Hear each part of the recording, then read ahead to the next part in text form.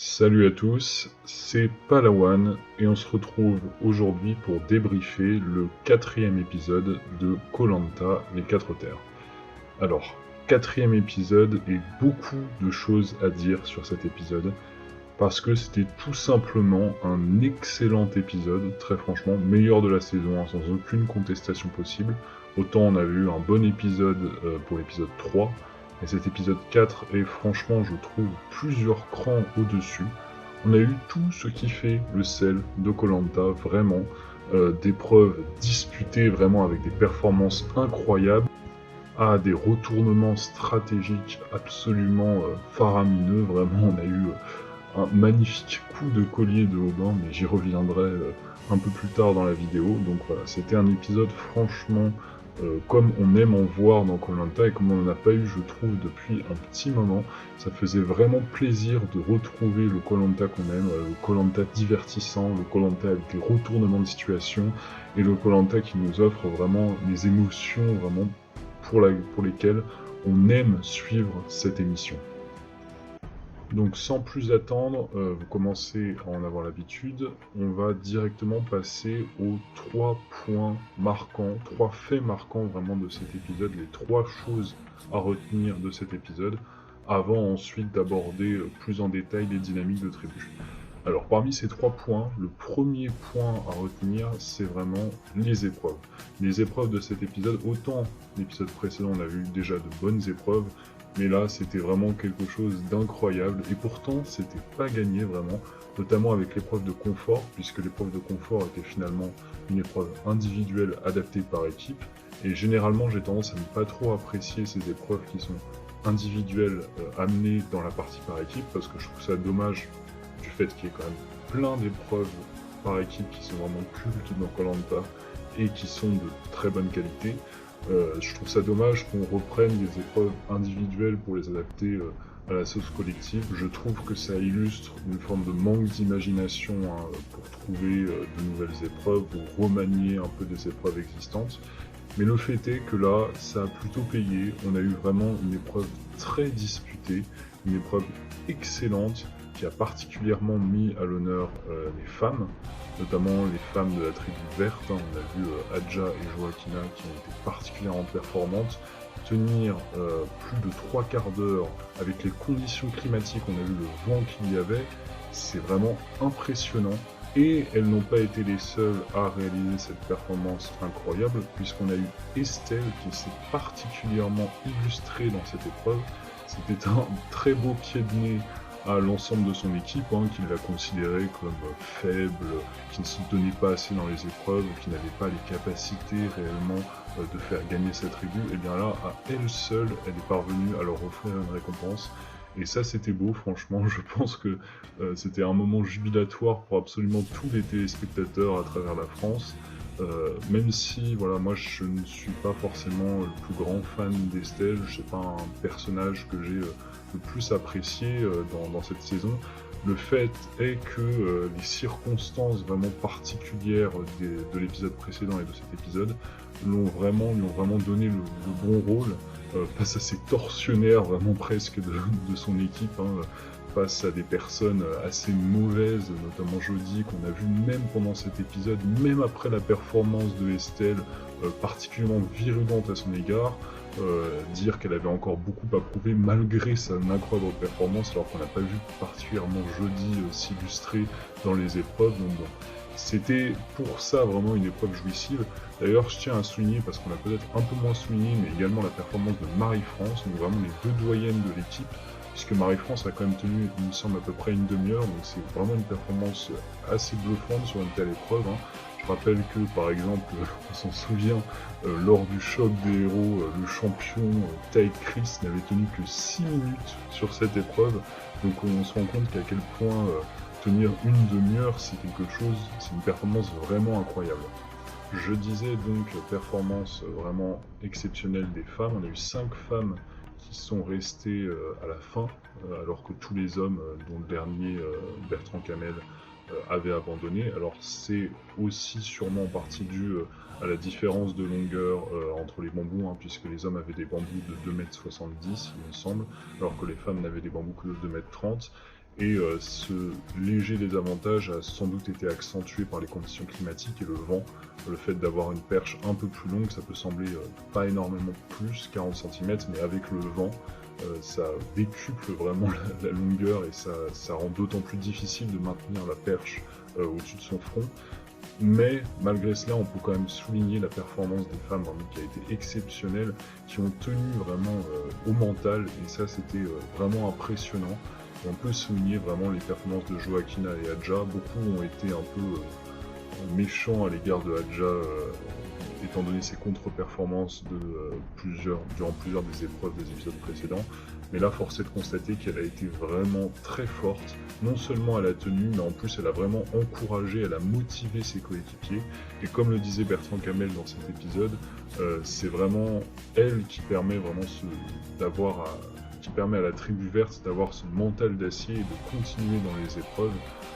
Elle a vraiment un tempérament de leader et elle pousse vraiment sa tribu vers le haut, ce qui fait que l'équipe verte, collectivement, vraiment, parce qu'ils étaient encore, il me semble, quasiment au complet, alors que plusieurs avaient, quasiment toutes les tribus étaient décimées déjà dans cette épreuve, donc ça montre vraiment la force de cette équipe verte. J'y reviendrai dans la partie d'analyse par tribu.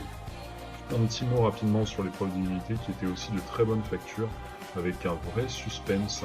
Jusqu'au bout, on avait le combat entre l'équipe de l'Ouest et l'équipe de l'Est.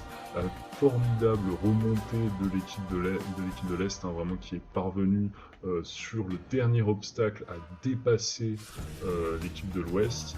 Et ça, c'était vraiment une très bonne épreuve, assez classique, une forme de poursuite attachée qu'on a déjà vu plusieurs fois sous différentes formes dans Koh-Lanta. Mais là, c'était vraiment, je trouve, une épreuve vraiment réussie. En plus, à 4 équipes, ça donnait vraiment du suspense, donc vraiment encore une belle réussite sur cette épreuve. Je vais passer tout de suite au deuxième point, et le deuxième point intéressant à retenir dans cet épisode, c'est évidemment les 3 conseils. Triple conseil, c'est la première fois dans l'histoire de Koh-Lanta qu'on a 3 éliminations au sein d'un même épisode, donc c'est vraiment mémorable.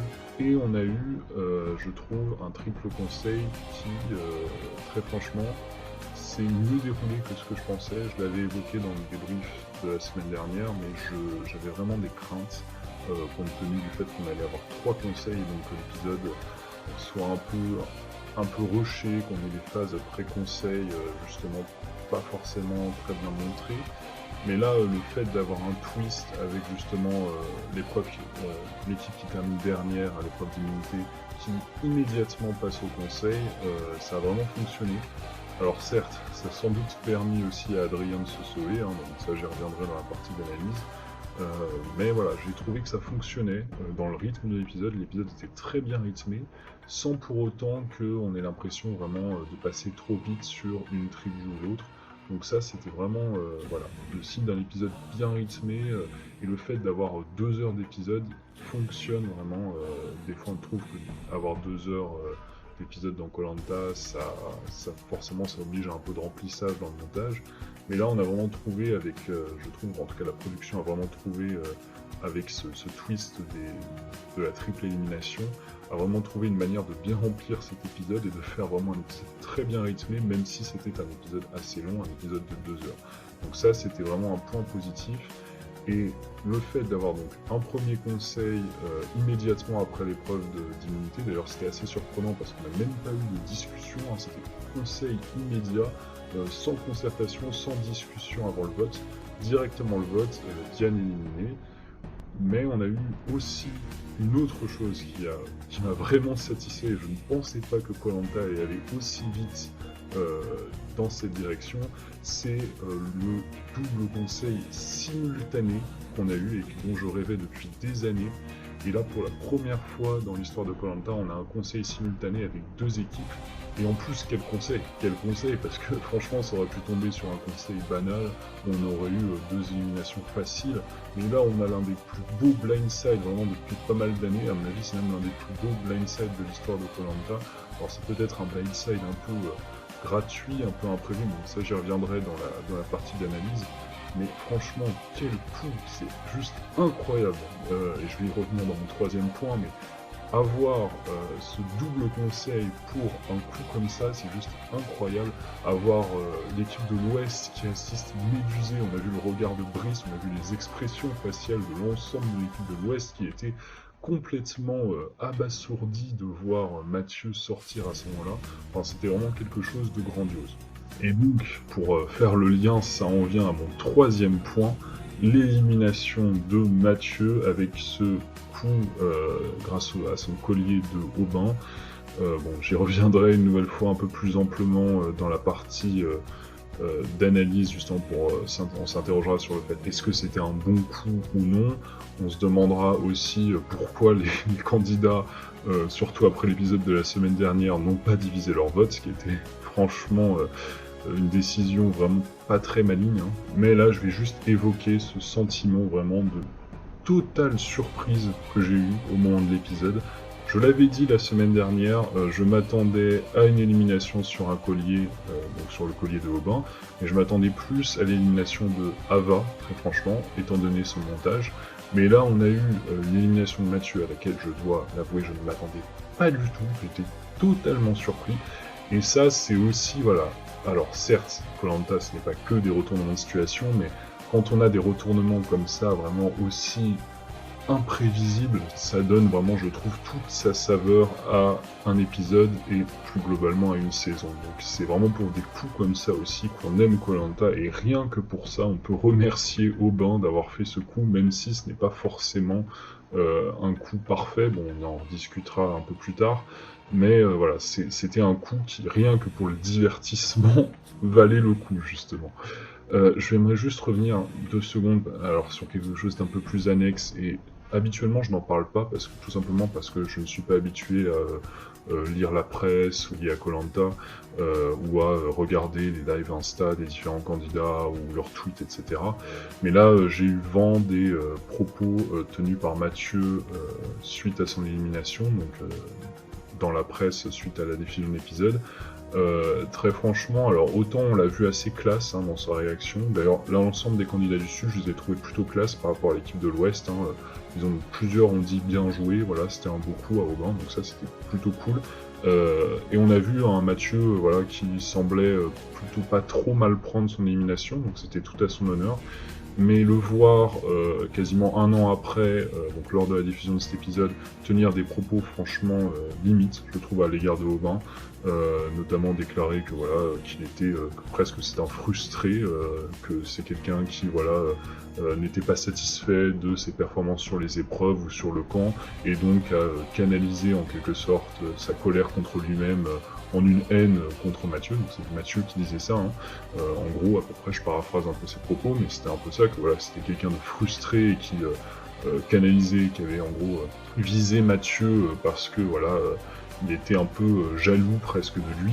Enfin, c'est quelque chose que je trouve totalement déplacé de sa part, et ça montre vraiment qu'il n'a pas du tout compris le jeu, qu'il est toujours persuadé, et ça c'est un gros problème de beaucoup de candidats de Koh-Lanta, mais il était persuadé que par son statut, le fait qu'il soit certes très fort dans les épreuves et fort en survie, qu'il est en plus un social tout à fait correct, parce que on a déjà vu des aventuriers comme Victor dans la guerre des chefs se faire éliminer assez tôt malgré leurs compétences en survie et dans les épreuves, mais parce qu'ils avaient un social médiocre, voire même déplorable.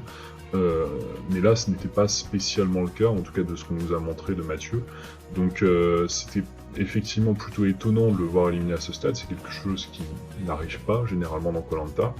Mais le fait est que se sentir comme ça en sécurité, au moins dans la phase par équipe, de par ses compétences physiques et de par ses compétences en survie, ce n'est clairement pas la logique de Koh-Lanta. Alors, on peut avoir cette impression-là en regardant peut-être les saisons, parce que voilà, habituellement ce genre de candidat ne se fait pas éliminer avant la réunification, mais le dire comme ça et en être persuadé, et donc du coup ne pas, par exemple, comme d'ailleurs l'avait souligné Aubin, ne pas chercher de collier, parce que Mathieu, en tout cas dans les images qu'on nous a montrées, il était le seul à ne pas avoir cherché un collier d'immunité.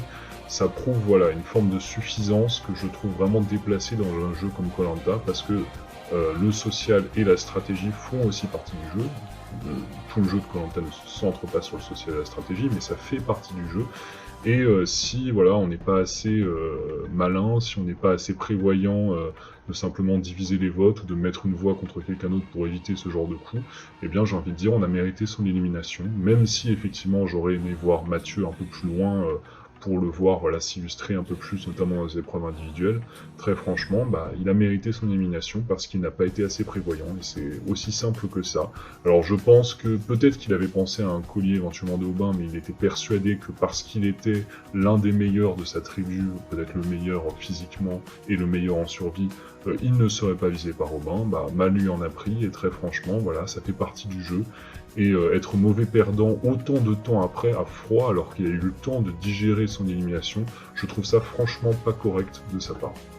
Voilà, alors j'ai déjà beaucoup parlé, parce que vous en êtes rendu compte, il y avait beaucoup de choses à dire, mais on n'a pas fini, parce qu'on va parler de l'analyse justement des différentes tribus, on va analyser vraiment dans le détail ce qu'il s'est passé sur chacun des camps.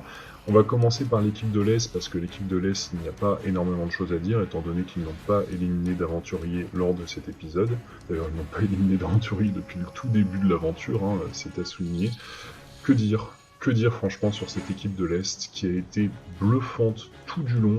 On arrive vraiment à l'issue de la phase à 4 équipes, hein, puisque la semaine prochaine on aura donc une fusion en 2 équipes, hein, comme j'en avais déjà parlé, mais bon, on y reviendra un peu plus tard dans la vidéo. Et donc on va avoir une équipe de l'Est qui, au final, quand on fait le bilan, a tout simplement gagné 6 des 8 épreuves qui se sont disputées à 4 équipes. Donc c'est juste une domination incontestable, vraiment. 6 épreuves sur 8, c'est bluffant. Et c'est d'autant plus impressionnant qu'elle ne semblait pas, cette équipe de l'Est, être l'équipe la plus impressionnante sur le plan physique. Mais le fait est que voilà, ils ont remporté 4 épreuves d'immunité sur 4, et ils ont quand même terminé leurs 2 premiers jeux de confort derniers, donc ce qui les a amenés à aller sur l'île de l'exil, et qui en théorie aurait dû les affaiblir, et malgré ça ils ont quand même remporté 6 épreuves sur 8, donc c'est vraiment bluffant. Sans le feu en plus, alors ils l'ont fait lors de cet épisode, mais sans avoir le feu vraiment, avec finalement assez peu de confort, à part à l'épisode précédent et à celui-ci certes, mais dans les 2 premiers épisodes ils n'avaient pas eu de confort, au contraire ils avaient une pénalité, donc c'est vraiment impressionnant de voir une équipe aussi forte. Et j'avais mentionné lors des précédents épisodes l'apport du Facteur X, comme je l'avais surnommé Alexandra, hein, qui était capable, voilà, dans les phases notamment de réflexion, les phases de puzzle, de faire vraiment gagner son équipe. Mais là, le fait est, on l'a vu dans cet épisode, que même sans puzzle, cette équipe est extrêmement forte. Elle a vraiment survolé la concurrence. On l'a vu notamment dans l'épreuve des bambous. D'ailleurs, ça me fait penser, petite parenthèse, une chose que j'avais oublié de mentionner dans les épreuves. J'ai assez aimé l'idée d'un bonus à la surperformance, en quelque sorte, hein, donné par Denis Brognard, qui a annoncé donc au début du jeu que s'il y avait 2 candidats qui restaient avec un bambou sur la tête pour une équipe à la fin, cette équipe aurait un bonus, qui a été le cas donc, pour l'équipe de l'Est, qui leur a permis ensuite de faire le feu. Et j'ai assez aimé cette idée de bonus, je trouve ça assez intéressant d'avoir une forme de deuxième objectif au sein d'une épreuve. Alors on avait déjà eu le cas notamment lors des épreuves individuelles, du fait de pouvoir gagner un collier d'immunité si voilà, on abandonnait la partie résistance, donc sur des challenges un peu statiques. Et si on abandonnait cette partie statique pour une partie voilà, de sprint, on pouvait gagner un collier plutôt que de gagner l'immunité. Mais là, on a un deuxième objectif qui vient carrément se combiner à l'épreuve, donc dans une épreuve collective, et ça, je trouve ça assez sympa d'avoir vraiment rajouté une forme de surobjectif pour vraiment pousser les joueurs qui étaient plusieurs à rester dans une équipe, comme c'était le cas dans l'équipe de l'Est, à continuer à tenir vraiment leur bambou au-dessus de leur tête. Et ça, j'ai trouvé assez sympa de rajouter ça. Bref, c'était la petite parenthèse. Et donc, comme je le disais, l'équipe de l'Est a été bluffante, et même sans partie puzzle, elle est parvenue durant donc, ces 2 épreuves de confort et épreuve d'immunité, à vraiment surperformer et à une nouvelle fois gagner. Sinon, en termes de dynamique de tribu, pas grand chose à dire. On a un peu plus revu Loïc qui est toujours aussi sympa. qu'on a vu notamment s'illustrer physiquement sur l'épreuve d'immunité. Il a été vraiment bluffant dans cette épreuve. On a vu aussi Adja qui a été montré sous un jour un peu plus positif. On a vu notamment parler de son frère décédé à la fin de l'épreuve, où elle était assez touchante.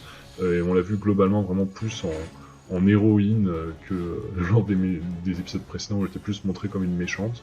Et sinon voilà, pas grand chose à dire sur cette tribu, ça reste ma tribu préférée et je pense qu'on les regrettera, on regrettera cette équipe puisque cette équipe va être dissoute forcément dans le prochain épisode. Et voilà, c'est une équipe vraiment, à mon avis, qui fait partie du panthéon à présent des grandes équipes de Koh Lanta, des équipes qui ont vraiment marqué les esprits. On va passer à la tribu du Nord à présent. Alors tribu du Nord, il y a un peu plus de choses à dire forcément avec l'élimination. Et équipe du Nord, alors j'avais dit la semaine précédente que je pensais Adrien mieux placé dans sa tribu maintenant que Samuel avait abandonné. Enfin, avait abandonné. C'était encore une supposition la semaine dernière, hein, on n'en était pas certain, mais bon, j'étais très confiant entre guillemets sur le fait que voilà, il allait abandonner. Ça n'a pas loupé. D'ailleurs, il faut remarquer un peu une petite manipulation de la prod, hein, qui soi-disant a tout tenté pour le sauver. Alors je ne doute pas que voilà, la prod ait tout tenté pour le réintégrer, mais on se doute par contre qu'ils ont vraiment retardé son éviction du jeu pour justement éviter le retour de Carole et pour permettre à une candidate sans doute peut-être un peu plus compétitive et un peu plus qui était un peu plus susceptible de s'intégrer dans sa tribu, de revenir dans le jeu, à savoir Diane. Diane qui a d'ailleurs été présentée vraiment, je trouve, par le montage sous un mauvais jour, on l'a vu notamment avec son portrait, mais je trouve qu'elle s'est plutôt bien débrouillée dans cet épisode tout de même. Elle a réussi son intégration au point où on a vraiment eu des doutes sur le fait que Adrien s'en sorte dans cet épisode. Et ça montre que le social d'Adrien, franchement, laisse à désirer. Alors, il a eu le mérite de tout de suite percevoir la menace que représentait Diane. Hein. Diane qui a tout de suite été adoptée par Angélique et Lola comme une nouvelle copine, hein, pour citer les propos de Lola. Mais voilà, on a eu vraiment, moi personnellement j'ai eu très peur pour Adrien, je pensais qu'il allait sortir presque. J'étais vraiment 50-50 en tout cas entre Diane et lui. Et je pense sincèrement que s'ils n'avaient pas perdu l'épreuve d'immunité, et donc s'ils avaient été finalement au conseil le lendemain, je pense que c'était vraiment cuit pour Adrien. Je pense qu'il y aurait eu une alliance entre les trois filles et que Adrien serait sorti. Donc il peut vraiment remercier ce twist du conseil immédiat qui n'a pas donné le temps aux trois filles de vraiment réfléchir et de fomenter une alliance. Et donc ça a poussé vraiment un statu quo en fait. Et donc Angélique et Lola qui ont voté contre leur nouvelle copine Diane, qui est sortie, voilà, donc c'est pas très bon franchement pour Adrien. Heureusement pour lui, il va y avoir une recomposition des équipes parce que je le sentais vraiment très mal dans sa tribu. On a vu que les filles pensaient d'abord à voter contre lui plutôt que contre le doyen. Dont j'ai encore oublié le prénom, Fabrice. Ça c'est très mauvais une nouvelle fois, ça montre aussi qu'il n'est pas forcément, alors en tout cas c'était la perception des filles, je ne sais pas à quel point c'est vrai, mais qu'il n'est pas forcément très performant sur les épreuves. En tout cas on l'a vu sur l'épreuve de confort, effectivement il a été le premier à abandonner, donc c'est vraiment pas très bon pour lui. Pour l'instant il est dans une mauvaise position, alors à voir comment il va pouvoir se sortir de là.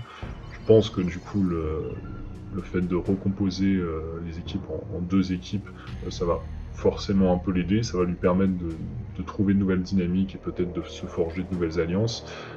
Mais voilà, il est pour l'instant assez mal parti, je trouve, et s'il réitère les erreurs qu'il a commises dans les épisodes précédents, donc dans sa première tribu, dans sa nouvelle tribu, je crains vraiment pour sa place. On verra ce qu'il en est.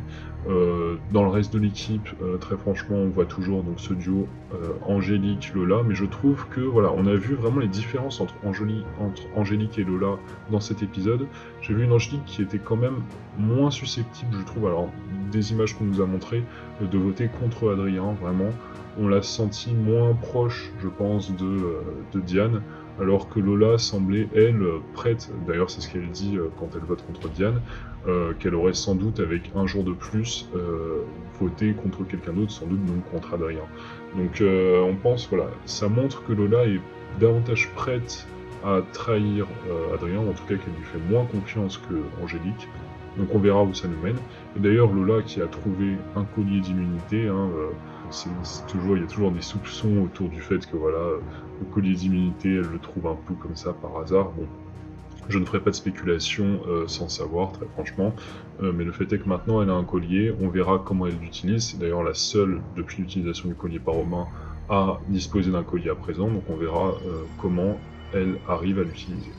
Troisième tribu, tribu de l'Ouest, donc j'en ai déjà parlé au début de la vidéo, mais l'Ouest, voilà, on a vu une nouvelle fois une tribu de l'Ouest qui s'acharne sur Estelle. On ne comprend pas d'ailleurs, c'est ce que dit Dorian, je crois, au début de l'épisode, mais on a été totalement con de ne pas partager les voix. Oui, oui, que dire de plus? C'est exactement ça, donc vous ne pouvez vous en prendre qu'à vous-même, et donc pas à Estelle, hein, très franchement, qui a juste joué son jeu. Elle a eu le mérite de jouer son jeu, et on l'a vu lors de cet épisode qu'elle avait fait finalement le bon choix, parce qu'il y avait presque, alors bon, c'est aussi le montage qui montrait ça, mais on a vu que il y aurait pu presque avoir, de la part de sa tribu, une hésitation sur le fait de voter contre elle ou contre Marie-France. Donc on a vu qu'elle avait bien fait de garder Marie-France, d'autant que Marie-France a voté avec elle, hein, donc elle avait du coup à la fois une alliée et une potentielle cible. Bon, ça n'a pas payé, le fait est que voilà, sa tribu était décidément trop contre elle, trop dans cette idéologie pro-mérite, d'ailleurs qui est absurde, hein, parce que sur cet épisode, s'il y a bien une candidate méritante, entre guillemets, c'est bien Estelle. Hein. On a vu des contre-performances, notamment des deux garçons, à la fois Brice et Dorian, sur l'épreuve des bambous. Jodie qui n'a pas été non plus particulièrement brillante.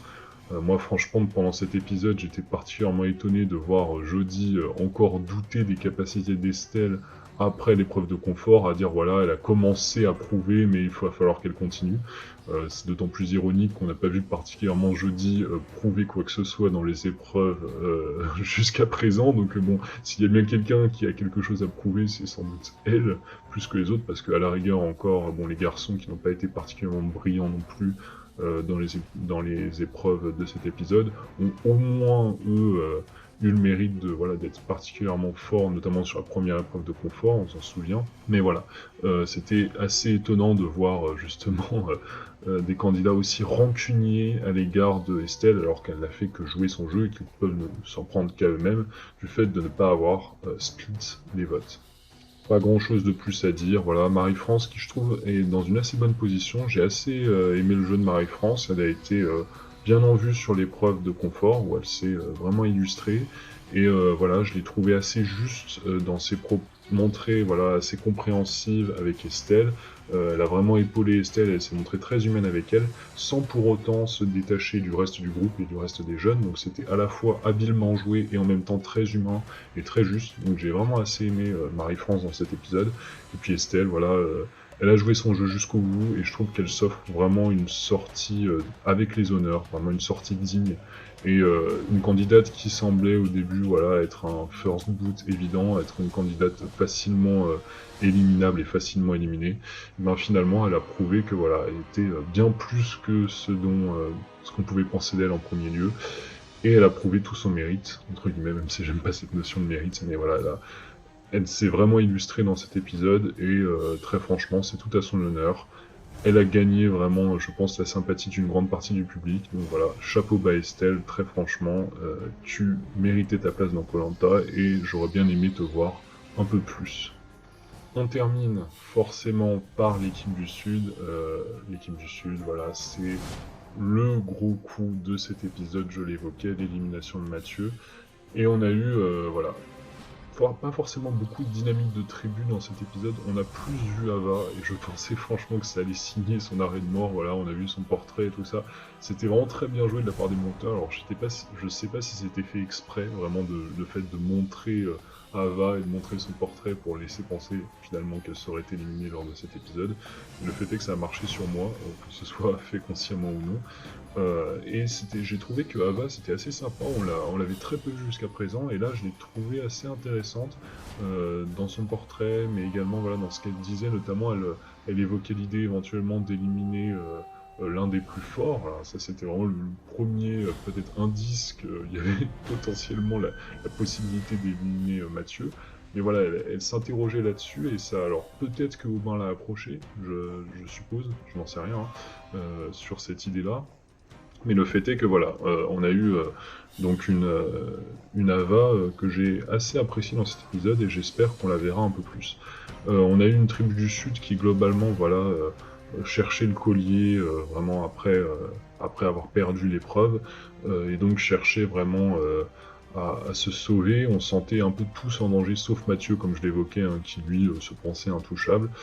Lui en a pris un très franchement, mais donc on a eu une tribu qui s'est liguée un peu contre Aubin, et Aubin, donc qui avait trouvé son collier, qui a été mais vraiment très drôle durant cet épisode, qui a presque lancé des appels du pied à ses coéquipiers, qui, voilà, très franchement, je m'étonne presque qu'aucun de ses coéquipiers ne se soit douté qu'il avait le collier, tellement il semblait vraiment sûr de lui.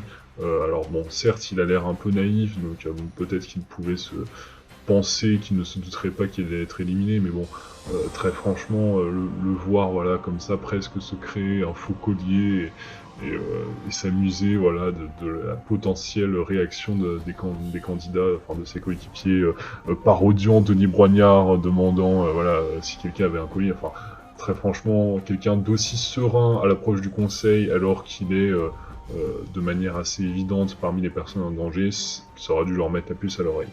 Mais le fait est qu'ils ont réitéré la bêtise des candidats de l'Ouest, donc tous voté contre la même personne, laissant donc libre loisir à Aubin de voter contre qui il voulait, et il a donc décidé d'éliminer Mathieu. Alors on va se demander si c'était un bon coup ou non. C'est une vraie question, et je pense qu'il y a débat, très franchement, parce que ça dépend de quel point de vue on se situe. Bon, évidemment, du point de vue du spectateur, hein, c'était un excellent coup, c'était un très bon twist, très franchement, on a tous, je pense, été surpris. Mais du point de vue du candidat, du point de vue de Aubin, est-ce que c'était un bon coup? On peut être tenté, très franchement, de répondre non. Parce que si on réfléchit en termes donc sportifs, et donc en termes d'équipe conservée, hein, ce qui, on le sait, ne sera pas le cas dans les prochaines semaines, et dès la semaine prochaine, dès le prochain épisode, mais si d'aventure il n'y avait pas eu de fusion des équipes, et donc une poursuite à 4 équipes, on aurait eu donc une équipe du Sud très fortement affaiblie par l'absence de Mathieu, qui était vraiment non seulement un leader sur les épreuves, mais aussi réellement quelqu'un qui pouvait leur permettre de gagner des épreuves. On l'a vu notamment dans le deuxième épisode avec en particulier sa performance au Pierre Soulou. Et donc se séparer d'un élément aussi fort dans la période pré-réunification, c'est quelque chose d'extrêmement risqué. D'autant qu'on peut imaginer que si les Bleus étaient retournés au Conseil en tant qu'équipe bleue, Aubin aurait probablement été très en danger, voire même la personne sortie par son équipe. Il y a un deuxième argument contre ce move, et pour le coup qui est valable, y compris donc dans la situation où l'on se trouve à présent, c'est-à-dire dans une situation de recomposition des équipes, c'est que ce move stratégique expose beaucoup Aubin, et l'expose notamment comme un stratège. Et ça, on le sait, dans Koh-Lanta, c'est extrêmement dangereux, parce que être stratège, c'est très mal vu, d'autant qu'on avait en plus un double conseil, et donc que les aventuriers de la tribu de l'Ouest ont pu assister à ce blindside, et donc ont pu voir vraiment Aubin en action, Aubin fier de son coup, et pourrait être tenté de se méfier dès la semaine prochaine s'il atterrit dans leur équipe. Donc ça, c'est un véritable danger pour Aubin. Cependant, est-ce qu'il existe des arguments pour ce coup? Eh bien oui, je pense sincèrement déjà, éliminer Mathieu, c'est éliminer un candidat sérieux au titre d'aventurier, d'ultime aventurier. Très franchement, Mathieu avait a priori toutes les qualités pour s'en sortir. On l'a vu en plus un peu calculateur, alors pas assez sans doute, parce qu'il aurait pu prévoir donc ce coup-là et décider de partager les voix. Mais on l'a vu tout de même un peu calculateur, on l'a vu voilà déclarer qu'il ne voulait pas être chef, on l'a vu un peu se mettre en retrait pour justement éviter d'être ciblé dès la phase post-réunification, ou même pré-réunification, comme ça a été le cas. Malheureusement, il n'a pas pu beaucoup se cacher parce qu'il avait des aptitudes absolument incroyables au niveau sportif. Il était également très fort en survie, et son social n'était pas mauvais, alors manifestement pas si bon que ça avec Aubin, mais globalement avec son équipe, on sent qu'il était plutôt apprécié. Donc c'était vraiment un candidat sérieux au titre. Alors il aurait sans doute été menacé dans la phase post-réunification, dès l'instant qu'il aurait perdu une immunité, un peu à l'instar de ce qui s'était passé avec, on s'en souvient, avec Maxime lors de la guerre des chefs, sauf que Maxime n'avait pas le bon social, enfin en tout cas au moins le social correct de ce qu'on en a vu, de Mathieu.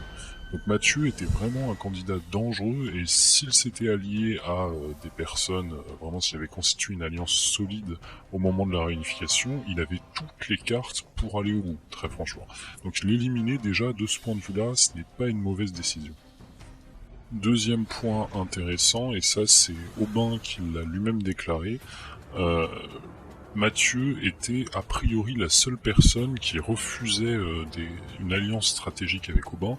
Aubin avait approché les différentes personnes de son équipe, et toutes les personnes étaient plus ou moins ouvertes à faire une alliance avec lui, sauf Mathieu. Mathieu qui voulait absolument l'éliminer dans une logique purement sportive et de performance. Et ça, c'est une stratégie qu'on a tendance à peu voir quand même dans Koh-Lanta, beaucoup plus dans Survivor, mais qui est assez intéressante, qui est l'idée d'éliminer les personnes avec lesquelles on est certain que l'on ne pourra pas faire alliance. Les personnes qui sont finalement un peu nos ennemis déclarés, même si ce n'est jamais aussi évident que ça, mais les personnes qui voilà, refusent de collaborer avec nous et qui seront toujours finalement contre nous dans le camp d'en face. Et ça, c'est assez malin de ce point de vue-là pour Aubin d'avoir éliminé Mathieu. Il y a un troisième argument, c'est que c'est une manière de complètement redistribuer les cartes.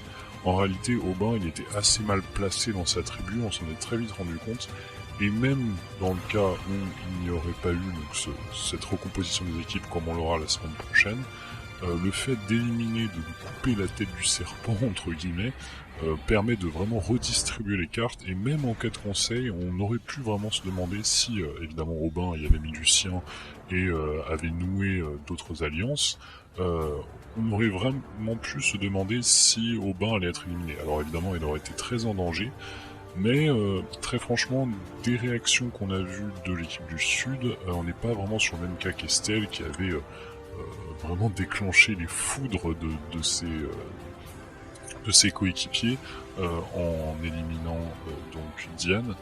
Là, on sent quand même une équipe qui est plus susceptible, plus apte à comprendre la décision de Aubin. Et donc, j'avais beau dire que oui, effectivement, Aubin aurait été en danger en cas de conseil. Très franchement, je n'en suis finalement pas si certain. Il est tout à fait plausible d'imaginer un Aubin nouant par exemple avec Ava, pour contrer le duo qui semble être plus un duo Sébastien-Alix, ou inversement, cibler Ava en s'alliant avec Sébastien et Alix. Donc il y avait toutes les possibilités franchement pour Aubin, et il aurait pu s'en sortir même dans une position hors recomposition des équipes. Là, avec la recomposition des équipes, il est dans une plutôt bonne position. Alors certes, le gros argument contre ce coup stratégique, c'est le fait qu'il s'est un peu grillé en tant que stratège, il s'est exposé, mais avec un Adrien qui est aussi exposé en tant que stratège, il est possible qu'il passe, alors je ne sais pas s'il sera dans la même équipe qu'Adrien, mais s'il est dans la même équipe qu'Adrien, il est possible qu'il passe un peu sous le radar, même si après un coup pareil ce sera un peu compliqué, mais je pense que ce n'est pas impossible. Et quelque chose d'intéressant, c'est que dans la preview de la semaine prochaine, on a vu une nouvelle stratégie se développer, notamment Adrien qui déclarait qu'il fallait très rapidement cibler les verts qui, je le rappelle, sont à 6, alors que toutes les autres équipes sont à 4. Et donc, comme on va avoir une recomposition des équipes, j'imagine que ce sera une recomposition équitable, hein, donc 3 membres de l'équipe verte dans chaque équipe et 2 membres de chacune des autres équipes dans chacune des nouvelles tribus rouges et jaunes. Je pense que ça va être assez intéressant et qu'on pourrait avoir une alliance donc tricolore, une alliance finalement de l'ouest, du sud et du nord pour éliminer les aventuriers de la tribu verte, donc les aventuriers de l'est. Et donc ça pourrait permettre finalement à Aubin de se faufiler et d'échapper à une élimination directe, parce qu'effectivement en éliminant Mathieu, il s'est forcément mis une cible sur son dos. Voilà donc pour les dynamiques de tribu. Très franchement, c'était, comme je l'ai dit, un excellent épisode. Une chose peut-être que je regrette une nouvelle fois dans cet épisode, c'est que ça a une nouvelle fois exposé le manque de stratégie qu'on a dans Koh-Lanta, parce que très franchement, après quasiment 10 ans de collier, des aventuriers qui, alors qu'ils ont été prévenus lors de l'épisode d'avant, puisqu'on a eu le cas d'Estelle qui est parvenue à éliminer Diane, Diane qui était dans la majorité, on a eu des aventuriers du Sud donc, qui ont été prévenus de ça et qui n'ont pas pensé à diviser leur vote, alors que c'est une stratégie qui est quand même admise dans Koh-Lanta. On l'a même vu dans l'île des héros, qui n'était pourtant pas une saison extrêmement stratégique.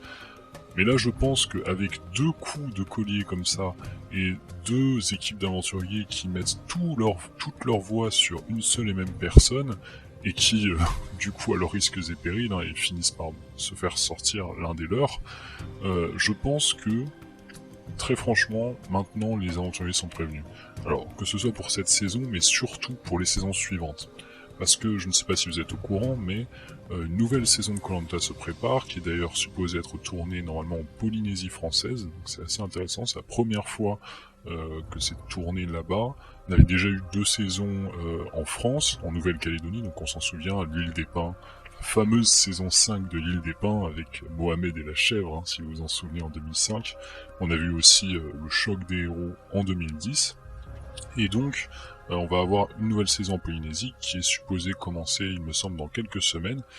Donc on peut supposer que les aventuriers qui vont participer à cette saison sont en train de regarder la saison actuelle.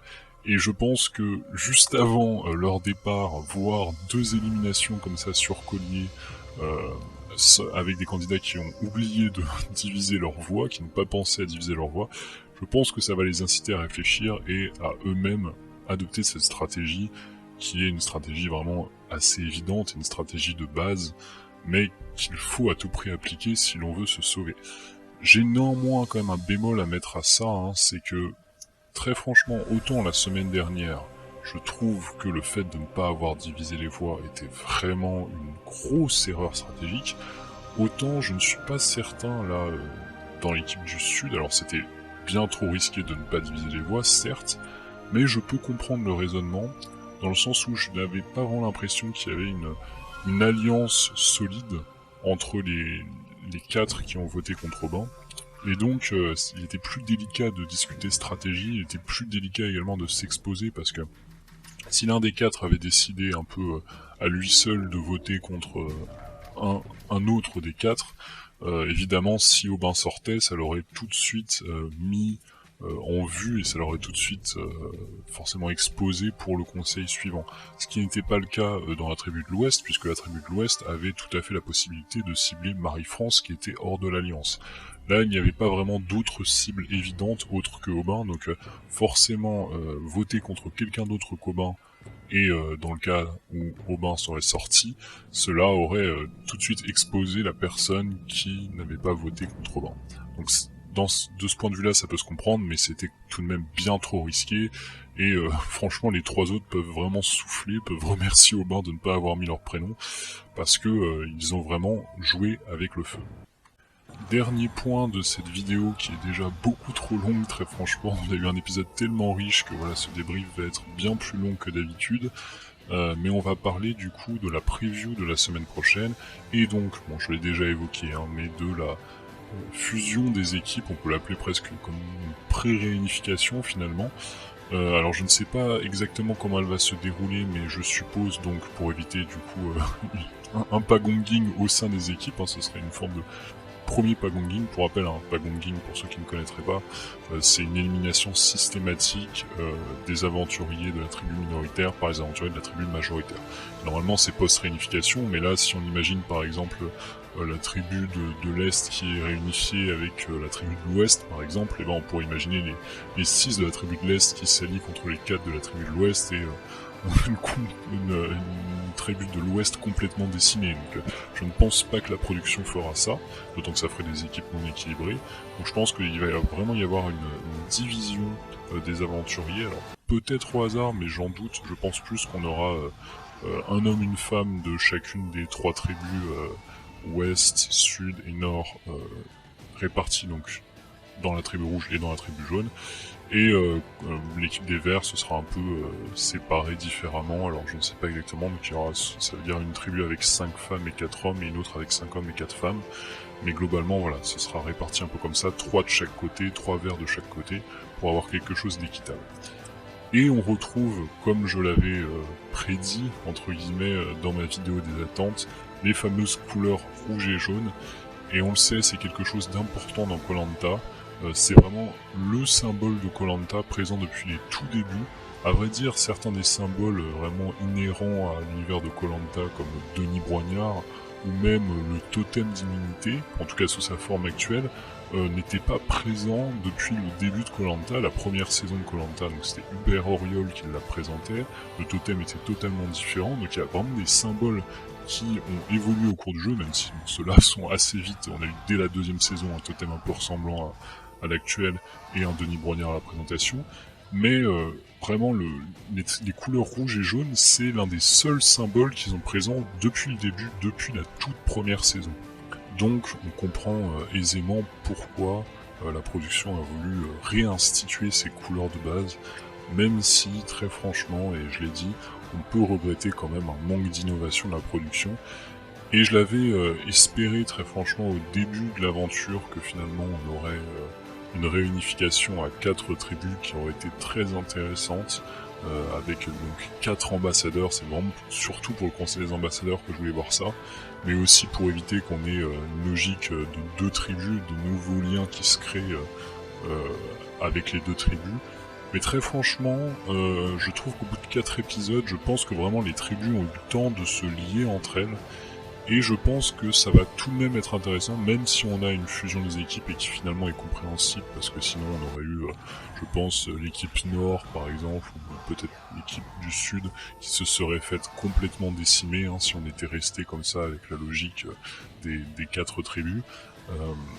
Mais en l'occurrence, je pense que voilà, ce n'est pas une si mauvaise idée du coup de faire une fusion des équipes, et que ça permettra tout de même le jeu stratégique. Je pense que le jeu stratégique pourra tout de même se développer, et qu'on aura presque une pré-réunification au sein de chaque équipe, donc ce qui va rendre quelque chose d'intéressant. On aura presque une période post-réunification, mais avant la réunification, et en plus en parallèle sur 2 camps, donc ça va être vraiment intéressant je pense dans les épisodes à venir. Et puis ensuite on aura la vraie réunification, et on verra là comment ça se débrouille, mais c'est vraiment, ça promet je pense de très bons épisodes à venir. Voilà donc pour ce débrief très très long, vous m'en excuserez, mais il y avait quand même beaucoup de points sur lesquels revenir. Je me suis peut-être un peu perdu en route, mais voilà, je tenais vraiment à marquer le coup pour cet épisode que j'ai vraiment beaucoup aimé. Je vous invite, si cette vidéo vous a plu, à vous abonner, à laisser un pouce bleu, à même partager la vidéo si vraiment vous voulez faire connaître un peu mieux la chaîne. Je vous invite également à me mettre en commentaire ce que vous avez pensé de cet épisode, et qu'est-ce que vous attendez de cette fusion des équipes et ce qui va donc arriver la semaine prochaine. Quels seront à votre avis les twists qui vont accompagner cette composition des nouvelles équipes. Voilà, c'est tout pour moi. Merci de m'avoir suivi. On se retrouve la semaine prochaine pour un nouveau débrief. Ciao à tous.